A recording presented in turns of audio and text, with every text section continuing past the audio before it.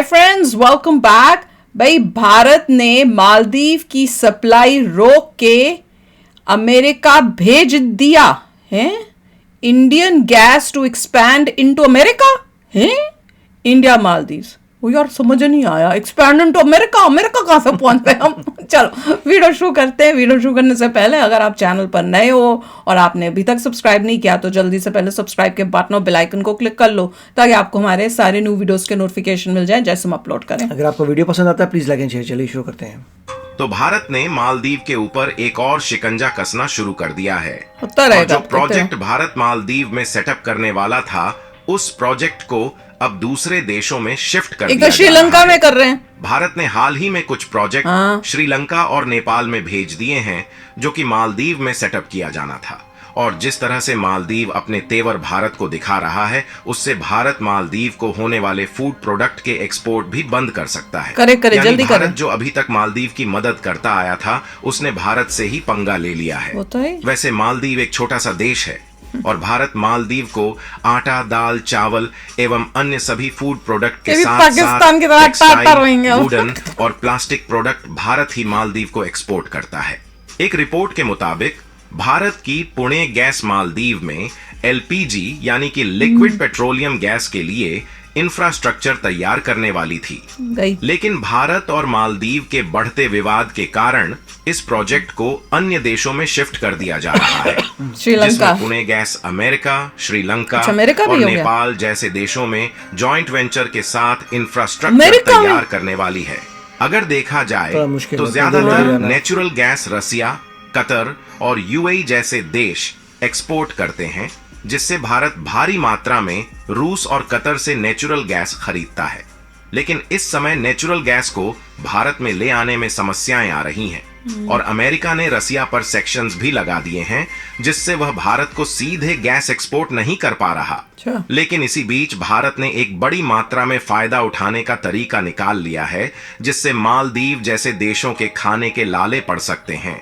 पूरी डेवलपमेंट क्या है इस वीडियो में समझते हैं। देखो क्या लेकिन आगे बढ़ने से पहले भारत जिस तरह से मालदीव को ठिकाने लगाने की नई तैयारी कर रहा है, इसके लिए इस वीडियो को एक लाइक करके चैनल को सब्सक्राइब जरूर कीजिएगा। असल में मेन खबर यह है कि जब से मालदीव के राष्ट्रपति चीन का दौरा किए हैं, तब से मालदीव के राष्ट्रपति मोहम्मद मुइज्जू भारत को अपने तेवर दिखाने शुरू कर दिए हैं।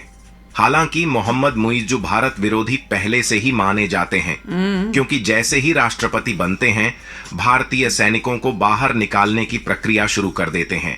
और उनकी दूसरी सबसे बड़ी गलती यह थी कि ये भारत से मिलने के बजाय चीन और तुर्की जैसे देशों की यात्रा करते हैं, जबकि भारत मालदीव की हर कठिन से कठिन परिस्थितियों में पहले भी मदद करता आया था।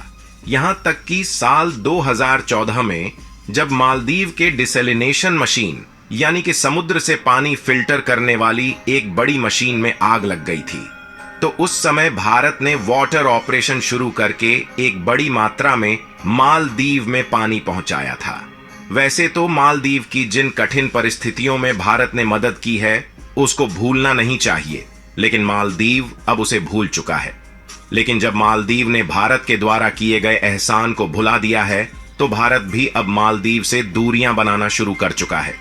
अभी तक तो मालदीव और भारत का विवाद केवल इन्हीं दोनों देशों के बीच था, लेकिन जब से मालदीव के राष्ट्रपति मोहम्मद मुइज्जू ने चीन के साथ मिलकर भारत के खिलाफ 20 एग्रीमेंट पर समझौते किए, तब से भारत और मालदीव का विवाद और ज्यादा बढ़ना शुरू हो गया। आपको बता दें कि मालदीव के राष्ट्रपति जब चीन गए हुए थे, तो उन्होंने चीन के साथ 20 एग्रीमेंट को साइन किए हैं। और अगर इस पर ध्यान दिया जाए तो ये सारे एग्रीमेंट भारत और मालदीव के रिलेशन पूरी तरह से खत्म करने के लिए ही किए गए हैं। वही तो चाल है चाइना की। भारत ने भी मालदीव से दूरी बनाने की तैयारी शुरू कर दी। और क्या? और पहले जो इंफ्रास्ट्रक्चर मालदीव में तैयार करने के लिए भारत खर्च करता था, अब उसी खर्चे से लक्षद्वीप को तो एक अच्छा टूरिस्ट सेक्टर बनाया करना चाहिए था। इनको क्या दे रहे हैं? और लक्षद्वीप में वह सारी सुविधाएं प्रदान करने की कोशिश की जा रही है जो मालदीव में भी नहीं मिल पाती। और भारत कुछ एलपीजी प्रोजेक्ट मालदीव में जॉइंट वेंचर में स्थापित करने वाला था, जिसे अब श्रीलंका, नेपाल और अमेरिका जैसे देशों में शिफ्ट किया जा रहा है। लाल सागर में हूथी विद्रोहियों के हमले के कारण भारत का जो ट्रेड रूट है वह डिस्टर्ब हो रहा है। इसके लिए भारत की पुणे गैस एलपीजी प्रोजेक्ट का इंफ्रास्ट्रक्चर अमेरिका की एक कंपनी के साथ ज्वाइंट वेंचर में सेटअप करने जा रही हैं। इससे जो अमेरिका में नेचुरल गैस है उस पर आसानी से काम करके एलपीजी में कन्वर्ट किया जा सकेगा और इससे भारत को एक बड़े लेवल पर फायदा होने जा रहा है। यही नहीं, इसके अलावा इस रिपोर्ट के मुताबिक पुणे गैस अपने इंफ्रास्ट्रक्चर को श्रीलंका में भी एक्सपैंड करने जा रही है, जिससे भारत और श्रीलंका के ट्रेड रिलेशंस और भी मजबूत हो सके। अगर भारत श्रीलंका और नेपाल जैसे देशों के साथ ट्रेड रिलेशंस कमजोर करता है तो चीन उसमें कूद सकता है, लेकिन भारत इस गलती को बिल्कुल भी नहीं करने वाला है और श्रीलंका के साथ अपने ट्रेड रिलेशंस को पहले से ही मजबूत करना शुरू कर दिया है। कर लो पहले इस समय से श्रीलंका में एलपीजी गैस की डिमांड बहुत ही ज्यादा है और इसीलिए पुणे गैस श्रीलंका के मार्केट एक्सेस को लेना शुरू कर दिया है। इसके अलावा भी भारत की बड़ी बड़ी कंपनियां श्रीलंका और नेपाल जैसे देशों में रिन्यूएबल एनर्जी के प्रोजेक्ट सेटअप करने वाली है। इससे होगा ये जो क्रूड ऑयल का इंपोर्ट है उसमें कटौती की जा सकेगी और जो थोड़ी बहुत रिक्वायरमेंट होगी वह भारत में ही पाए जाने वाले क्रूड ऑयल से की जा सकेगी। और भारत के पास दुनिया की सबसे बड़ी ऑयल रिफाइनरी मौजूद है जो कि गुजरात के जामनगर में मौजूद है, जिसे रिलायंस ऑपरेट करती है। इसके अलावा इससे एक और फायदा होगा, वह यह है कि भारत रसिया और यूएई से क्रूड ऑयल इंपोर्ट करके अन्य देशों को एक्सपोर्ट करेगा, जिससे एक मोटा पैसा भारत की अर्थव्यवस्था में आ सकेगा। कमाल है।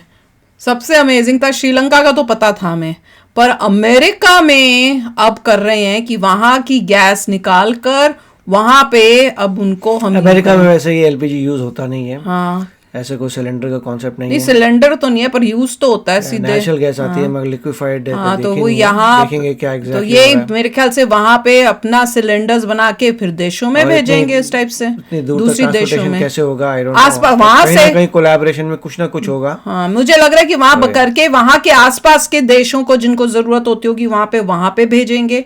वैसे ही जैसे श्रीलंका में कर रहे हैं तो श्रीलंका और इंडिया के आसपास के देश जो हैं जिनको चाहिए वो करेंगे और कुछ जो है अपना इंडिया में भी भेजेंगे, ताकि जो है हम लोगों को निर्भर होना तेल पे निर्भर कम होए और इस पे ज्यादा हम लोग मतलब उनका मेन पॉइंट ये था कि मालदीव्स में से जो सब जा रहा है, बाय बाय हो रही है उनकी, बाय बाय। पर मैं तो बाबा जब वो कहते हैं ना श्रीलंका या नेपाल, मैं तो कहती हूँ भैया पहले डील्स कर लो, 100 साल की डीलें कर लो, क्योंकि पहले भी पता है हिस्ट्री में कि भाई वो जो भी होता है कोई एंटी आ जाएगा इंडिया, वो फिर सारा काम का खराब कर देता है। तो पहले से ही डील्स करके जो चीजें हमें चाहिए, कोई आइलैंड कोई एरिया की जहां पे हम कर सकें सिक्योरिटी पर्पसेस के लिए, चाइना को काउंटर करने के लिए, वो पहले से ही कर लो, क्योंकि चाइना भी वही करता है। मैं तो हर वीडियो में भी यही कह रही हूँ कि खाली कहते हैं ना कि आप फ्री में देने की जगह भैया की रिलेशनशिप्स अच्छी बढ़े, उसको छोड़ दो। अब बिजनेस माइंड की तरह आप हमको सोचना पड़ेगा कि ये तुम करो और बदले में हमें ये दे दो फॉर 200 साल 300 साल, ताकि एटलीस्ट हम सिक्योर हों और चाइना को पता चले कि भैया तुम्हारी दाल नहीं गलने वाली। अब तो भाई आई होप अब यही कर रहे हो, अब वो दान पुण्य वाला काम नहीं होना चाहिए दूसरे देशों के साथ। तो भैया आप भी बताना आप क्या सोचते हो। चलते हैं, मिलेंगे नेक्स्ट वीडियो में बहुत ही जल्द। Till then take care and bye bye. तो अगर आप मेरे इस चैनल पे नए हो तो जल्दी से सब्सक्राइब के बटन को हिट करो और बेल आइकन को क्लिक करो, ताकि आपको मेरा जब नया वीडियो मैं लगाऊं आपको उसके बारे में जल्दी से पता चल जाए।